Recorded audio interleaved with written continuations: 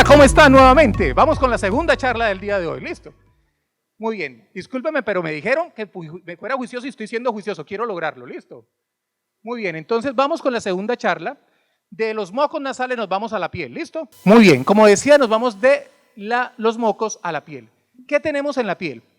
Miren que Edison ya nos está mostrando unas fotos dramáticas, ¿cierto? Y miren estas otras fotos, también son dramáticas, ¿verdad? Son fotos muy llamativas, son fotos de pacientes que tienen urticaria.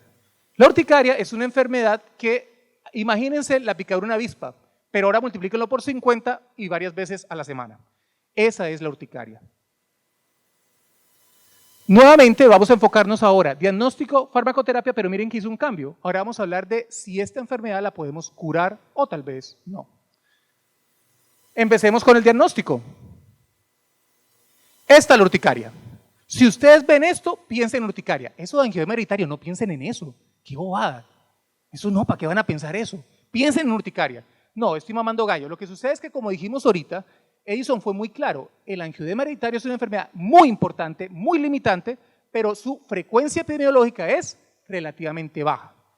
En cambio, la urticaria se presenta de 0.5 a 2% de la población. O sea, estamos hablando de 1 de cada 200 a 2 personas de cada 100. Por tal motivo, cuando vean esto, lo primero que deben pensar es urticaria, ¿listo? Si no cumple ciertas cosas que vamos a hablar más adelante, ahora sí piensen en angioedema hereditario. Pero si vemos esto, debemos pensar en urticaria, y si se complementa con estos criterios, debemos pensar en urticaria crónica espontánea. Que le pica al paciente, si le duele, si siente dolor, retorcijón abdominal, piensen en angioedema hereditario. Pero si le pica la piel, si es una enfermedad que le rasca bastante, piensen en una urticaria, ¿listo? Segundo, abones y angioedema. Esto es abones y angioedemas. Pues realmente necesitaríamos biopsia para saber si es un angioedema o no, pero no vamos a pasar haciéndole biopsia a los pacientes, no hagamos biopsia, ¿listo? Sino que si lo vemos en los labios o alrededor de los ojos, pensemos que es un angioedema, y si lo vemos en la piel, tenemos entonces abones. Y tercero, duración mayor de 6 semanas. ¿Por qué mayor de 6 semanas? Porque hay unos estudios bien chéveres que muestran que de cada 20 personas que tienen estas ronchas, 19 de cada 20 se le quiten menos de 6 semanas. Por eso llamamos urticarias agudas. Y las urticarias agudas generalmente responden a diferentes exposiciones, a veces ambientales, infecciones y otros procesos. Pero se quitan, se van y se acabó. Hoy vamos a hablar es de la crónica, la que dura más de 6 semanas. Estas son las características que suelen presentar las lesiones físicas. Son lesiones migratorias, aparecen en un lado, se quitan, aparecen en el otro, no dejan lesión residual, es decir, no dejan evidencia y parece que el paciente nunca le hubiera pasado nada. Y llega al consultorio y nos dice, doctora, yo sí me broto, y no le vemos nada. Por eso en esos pacientes es muy útil las fotos, porque las fotos nos traen el pasado al presente y de esa manera podemos ver lo que el paciente ha vivido en el pasado. Urticaria aguda, urticaria crónica, el tiempo es el que lo define, posibles manejos, y aquí tenemos que la urticaria crónica se divide en dos, urticaria crónica espontánea y urticaria crónica inducible. La inducible, miren que se llama inducible porque lo induce un estímulo externo, frío, presión, calor, sol, dermatografismo, vibratorio, colinérgico, acuagénica, mi esposa, o sea, algo externo es lo que induce el cuadro de las ronchas, ¿listo? Y en ese caso, si logramos identificarlo y controlarlo, pues el paciente va a sentir un mejor control de su enfermedad. En la espontánea, su nombre lo dice todo, es espontánea, aparece escuchando una conferencia súper agradable como la que estamos escuchando ahora, aparece escuchando una conferencia no tan agradable como ninguna de este congreso, todas son agradables, y es una enfermedad que puede aparecer independiente de la actividad que está realizando el paciente. Eso lleva a que el paciente o nunca identifique un detonante o le eche la culpa a todo lo que hace. No, doctor, es que el carro para conducir me produce alergias, caminar me produce alergias, comer me produce alergias, porque como está buscando un culpable y eso aparece de forma espontánea, le echa la culpa a todo lo que hace. ¿Listo?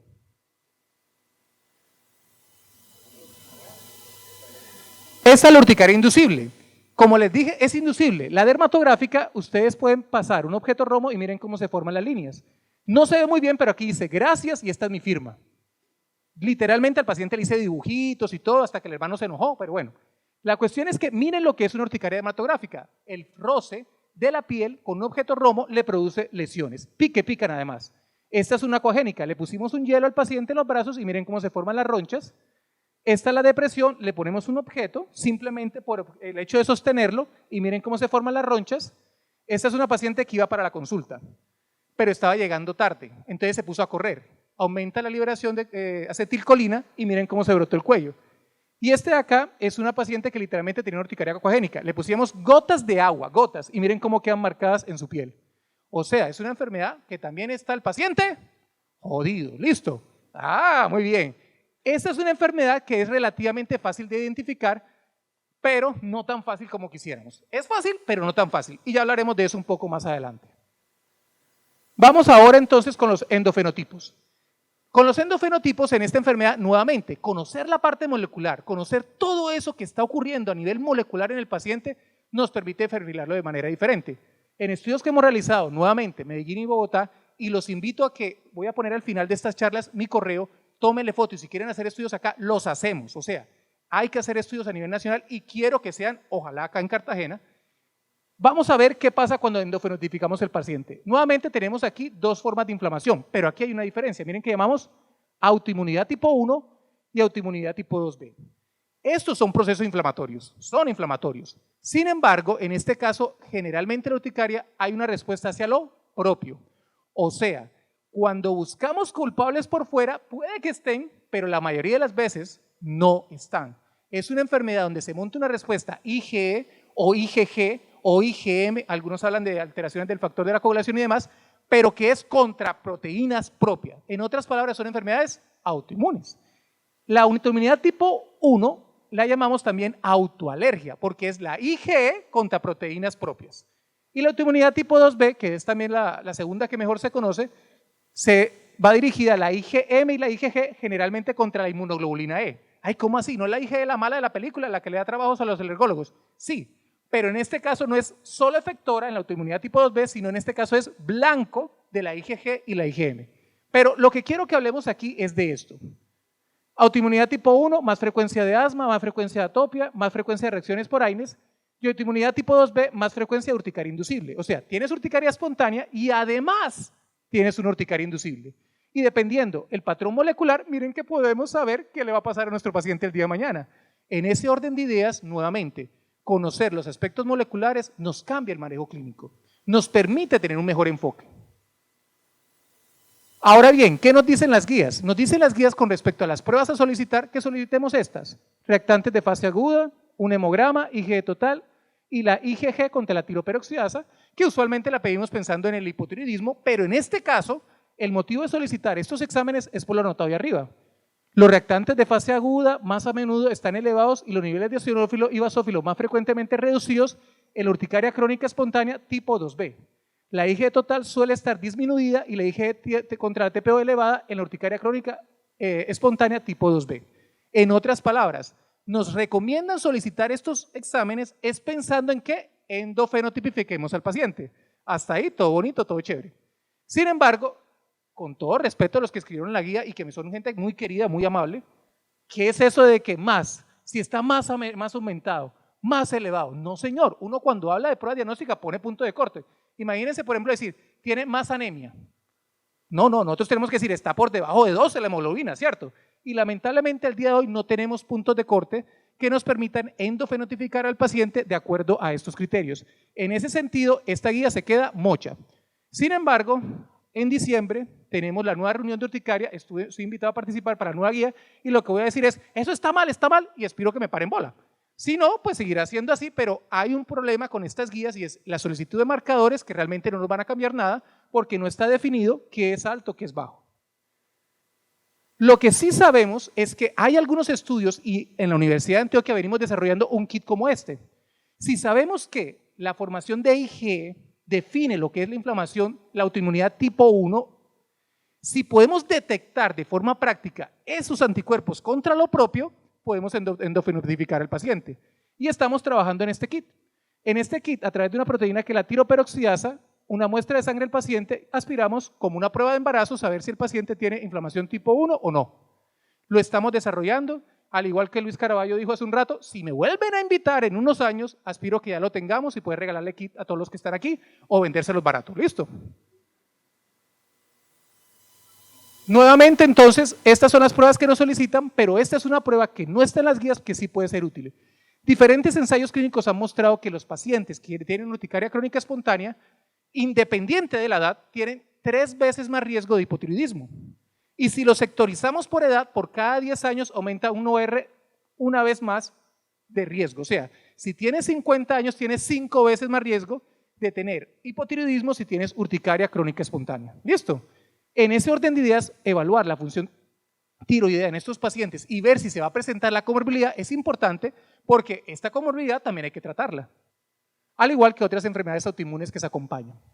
Sigamos con el diagnóstico. Este fue un estudio donde muy amablemente me colaboraron muchos alergólogos, muchos dermatólogos, gente muy querida y me remitieron 948 pacientes para el estudio.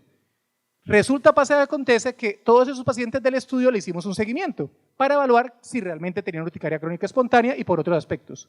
23.4% de ellos no tenían urticaria crónica espontánea. Y estamos hablando de especialistas en la enfermedad. Pero resulta que hasta al mejor cazador se le va la liebre. Y en ese sentido necesitamos pruebas que nos permitan tener claridad de si realmente es una urticaria crónica o no. Y para ahora, actualmente, la mejor prueba diagnóstica por eficiencia, por economía, por todo es tomar una foto. Si le decimos al paciente, tómese fotos y tráiganosla, podemos ver si realmente está presentando abones o angioedema, porque muchas veces él nos dice, es que yo tengo ronchas, y las ronchas es por el mismo rascado, es el enrojecimiento por el sol, por otras cosas, y resulta que no es realmente una urticaria. Por tal motivo, la mejor prueba está aquí. Hace unos días alguien me decía, ay, pero es que no hay celulares. Lamento decirles, pero líneas activas, aquí en Colombia hay 84 millones de líneas activas. O sea, hay más celulares con líneas activas que personas aquí en Colombia, sin contar los que no están activos. ¿Listo? Y de esos 84 millones, 82 millones tienen cámara. ¿Listo? Datos de claro. Muy bien. Volviendo al diagnóstico. Esto es lo que sospecha el paciente. 75% de ellos sospecha que un estímulo físico le produce los síntomas. 37% de ellos sospecha que un medicamento le produce los síntomas. 66% de ellos sospecha que un alimento le produce los síntomas. Hay que escuchar al paciente, porque él está teniendo la enfermedad y cuando sospecha estas cosas, ¿qué hace? Si yo sospecho del camarón, ¿qué hago? Dejo de comer camarón. Si sospecho del cerdo, ¿qué hago? Dejo de comer cerdo. Si sospecho de mi esposa, ¿qué hago? Ah, lo pensaron, ¿cierto? Muy bien, resulta entonces que el paciente hace estas restricciones. Y cuando hace estas restricciones, ¿qué consecuencias tiene? Nutricionales, sociales, de la salud mental y demás. En ese sentido, ahí sí intervenimos, y lo digo con propiedad, los alergólogos a través de pruebas de provocación en urticarias inducibles. ¿Y qué encontramos? Del 75% de los pacientes, estos son estudios nuevamente Medellín, Bogotá, de los 75% de los pacientes que sospechaba de un estímulo físico, con las pruebas de provocación, solo 36% de ellos realmente un estímulo físico causaba el problema. Quiere decir que casi la mitad podía volver a sus actividades con tranquilidad, porque no le estaban causando ese problema. De los que sospechaban de un medicamento, 13% sí el medicamento le causaba el problema, pero nuevamente, más de un 60% no era el medicamento el que le causaba el problema. Y quiere decir que podía volver a tomar su medicamento para la presión, su medicamento para lo que fuera que tuviera de base y que había suspendido creyendo que era por esta enfermedad. Y de ese 13%, casi todos eran por los AINES. Como les dije anteriormente, esta enfermedad a veces se asocia con una enfermedad, en este caso cutánea, exacerbada por los AINES. ¿Listo? Y en el caso de los alimentos, muy frecuente, miren, 66% de los pacientes decía que algún alimento le causaba el problema, pero cuando hacíamos la prueba, menos del 1% presentaba los síntomas con las pruebas de provocación. Exponemos al paciente y lo que esperamos es que se produzcan los síntomas, y menos del 1% lo presentaba. O sea, realmente los pacientes con urticaria crónica espontánea, rara vez, para no decir casi nunca, requieren restringir alimentos. Pero a veces sí les toca restringir medicamentos, especialmente AINES, y a veces sí les toca hacer modificaciones de su estilo de vida. Tratamiento, farmacoterapia, muy bien. ¿Qué vamos a conseguir? ¿La cara feliz o la cara triste? Resulta que están las guías nuevamente, y estas guías también para el caso de la urticaria son bastante sencillas. Tenemos 4 manejos. Evitar los detonantes, obvio. Si yo identifico y demuestro que un determinado detonante es real en el paciente y que si lo retiramos mejora, pues hay que retirarlo, listo. Si es la esposa, seguimos con la esposa, nos divorciamos, punto, listo. Y si es el esposo, lo divorciamos también, no se preocupen que aquí vamos por igualdad. Antihistamínicos. Resulta que los antihistamínicos son la primera línea de manejo. Y en este caso cambia un poquito a lo que el médico de atención primaria a veces tiene en la cabeza, y es que los antihistamínicos los podemos usar de primera línea con una dosis convencional. Si de la cita que le mandamos el antihistamínico a la siguiente el paciente no ha mejorado, súbale la dosis. Y cuando le digo le suba la dosis es súbasela hasta 4 veces. Tomemos el caso de loratadina. No le funcionó una pastillita de loratadina, tómese 4, zámpese 4, tráguese 4. No le funcionó la de loratadina, tráguese 4, súbale. No mezclemos antihistamínicos, no usemos antihistamínicos de primera generación. Por cuestiones de tiempo no me extenderé, pero créanme, no lo hagan, créanme. Súbale el antihistamínico y denle otra vez un espacio de tiempo para ver si responde o no. Y si no responde, ahí sí, vayan a donde su amigo, el alergólogo, vayan a donde su amigo, el dermatólogo, pero mejor el alergólogo, ¿listo? Porque pues somos muy chéveres, ¿listo? Y el alergólogo tiene otras 2 opciones adicionales, que es el uso de omalizumab y el uso de ciclosporina. Esas son las recomendaciones de la guía. Vamos a ver qué tan eficientes o qué tan efectivas son en la vida real. La evitación, como lo dijimos ahorita, sí, hay que hacer la evitación, pero miren que no hay que hacerla de manera generalizada. Identifique si realmente hay que hacer la evitación y veamos cómo le va al paciente. Y desafortunadamente solo el 12% de los pacientes que hacen las medidas de evitación perciben una mejoría clínica con ellas. Ay, ¿cómo así? Pero si usted me dijo que ya lo demostró, que realmente sí era la sustancia, el medicamento, el alimento o la actividad física, ¿por qué solo el 12% mejora? Porque muchos de los que tienen urticarias inducibles tienen también urticaria crónica espontánea. Entonces, él evita la actividad, pero sigue teniendo eventos espontáneos. Entonces, él no percibe mejoría porque él dice, pero si me sigo brotando, listo. En ese sentido, la evitación es recomendable, es necesaria, pero el impacto clínico a veces es pobre. Vámonos con los antihistamínicos. Con el uso de antihistamínicos en dosis convencional, ¿qué encontramos también en población nacional? 58% de los pacientes consigue control con la dosis convencional. O sea, es un tratamiento eficiente. Más de la mitad de los pacientes se controla con solo una pastilla antihistamínico. Y si subimos la dosis, 17% más se controla. O sea, ya estamos hablando de 70 y pico % de pacientes que se controla solo con los antihistamínicos. Y si nos toca subir un poquito más y usar la ciclosporina y el anti-G, sí se controla otro poquito, alcanzando un total de 92% de control. O sea, con solo estos pasos, la gran mayoría de los pacientes alcanza control. Todos, no, pero la gran mayoría sí. ¿Y qué podemos ofrecerle a esos otros pacientes que tenemos y que no se han controlado? Número 1, considere remitir al especialista. Ya eso sí nos toca a nosotros. A nosotros es muy chévere el paciente que se controla solo con el antihistamínico, pero la realidad es que el especialista se tiene que encargar del más carnudito, el más difícil. Y estas son algunas recomendaciones de cuándo considerar remitir al especialista. ¿Listo? ¿Qué hemos encontrado en 2 sistemas de salud Mutual Ser, en una evaluación que hicimos acá en Bolívar y también en una evaluación que hicimos con otra EPS en la región de Antioquia? Número 1, 19.4% de los pacientes que tienen diagnóstico de urticaria no tienen urticaria. Número 2, 28% no han tomado antihistamínico, y eso es triste. Alce la mano aquí, ¿cuántos son médicos de atención primaria? Tenemos un número importante de médicos de atención primaria, y resulta que no le mandamos ni el antihistamínico, o se lo mandamos por 5 días, o se lo mandamos por 7, o se lo mandamos, tómelo por 3 días suspendido y después vuelve a tomar si le vuelve a aparecer. No, o nos pasamos al otro extremo, exacto. La cuestión es que debe ser un tratamiento continuo, listo, debe ser un tratamiento continuo el que le brindemos al paciente. Y 38% tenía una remisión al especialista donde no se había quemado el primer y segundo paso de manejo. En otras palabras, seguir las guías nos permite a nosotros un alto control y descongestionar a los especialistas. El especialista quiere que le llegue pacientes, pero tenemos que ser racionales con el sistema de salud y que llegue a lo que realmente tiene que llegar. Además, hay este pequeño problema, datos de aquí de Colombia. Tiempo que las guías nos dicen que debemos manejar para pasar de un paso a otro y evaluar cada uno de los pasos de manejos. 9 a 14 meses. Pero la realidad en Colombia es que nos demoramos de 13 a 22 meses para hacer todos estos pasos. O sea, un paciente demora 2 años con la enfermedad antes de llegar a un control clínico. Para poder mejorar eso, hemos propuesto un modelo pronóstico, una calculadora pronóstica. Hicimos todos los estudios de validación interna, estamos en proceso de validación externa a nivel de varios países de Latinoamérica para poder predecir con estos simples datos qué paciente no va a responder con las terapias convencionales y en ese paciente decir, uy, este no va a responder, hay que mandarlo enseguida a un especialista porque no va a responder. Y con ese índice nos ayuda al proceso. Terapias nuevas. Esto es una terapia que se llamaba ligelizumab. Participé en los ensayos clínicos con esta molécula, excelente molécula, nunca la van a ver en el mercado, porque no demostró ser mejor que las que ya están. Entonces, a pesar de que fue buena, un buen perfil de seguridad, no era mejor. Entonces el laboratorio dijo, no la voy a sacar al mercado. Siguiente, Dupilumab. Es una molécula que ya tenemos, la usamos para otras indicaciones y ha mostrado ser equivalente a lo que es el omalizumab y está en trámites, por ahora negados, pero está en trámites para su aprobación en Estados Unidos.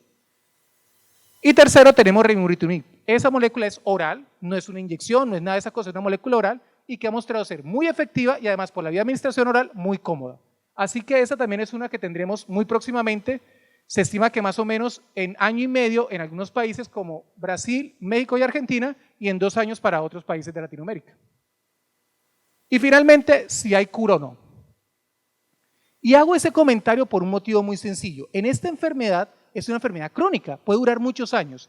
Sin embargo, también hemos hecho unos estudios por más de seguimiento de 8 años evaluando qué tantos pacientes persisten con la enfermedad o no. ¿Qué observamos aquí? Si vemos aquí la tasa de remisión, o sea, 0 síntomas, no ronchas, no piquiña y además no tratamiento farmacológico, después de 5 años la tasa acumulativa era de 59%. O sea, más de la mitad de los pacientes de esto se le quita. Recurrencia, o sea, reaparece después de que se le quitó, índice acumulativo en 5 años, más o menos 17.1%. O sea, a la mayoría de la gente se le quita y no vuelve, pero tenemos un grupito que le puede volver. En ese caso, otra vez empezamos el manejo. Incidencia año de recurrencia, 3 a 12%, siendo menor en los primeros años, siendo más alta en los primeros años y más baja que pasa el tiempo. O sea, en el primer año la tasa de recurrencia puede ser hasta de 12, en el segundo de 9, en el tercero de 6 y así va bajando. Y cuando pasa más de 5 años parece que ya no hay casi recurrencia, porque el seguimiento de 8 años que llevamos en estos pacientes, que son más de 500, 89% de los pacientes que habían alcanzado remisión inicialmente persisten con ella. En otras palabras, ¿será que podemos hablar de cura en estos pacientes? Tal vez sí, porque a los 8 años de estos pacientes ya no les preocupa esto. Les preocupa el presidente que tenemos y otras cosas, pero no les preocupa su urticaria. ¿Listo? Y esto es uno de los índices de predicción que es a base de la tiroperoxidasa que estamos desarrollando, pero espero que el año que viene, si me invitan, se los pueda presentar. Ya para terminar, mucho que nos hablan de subir pasos de manejo, póngale este medicamento, póngale lo otro, pero también tenemos que hablar de bajar los medicamentos. Y ese es un documento que estamos haciendo con el Comité de Urticaria de la Organización Mundial de las Alergias y que aspiro pronto poder compartírselos diciendo unos pasos de recomendándole cómo bajar los medicamentos en estos pacientes cuando están clínicamente controlados. Muchas gracias y con esto termino. Gracias.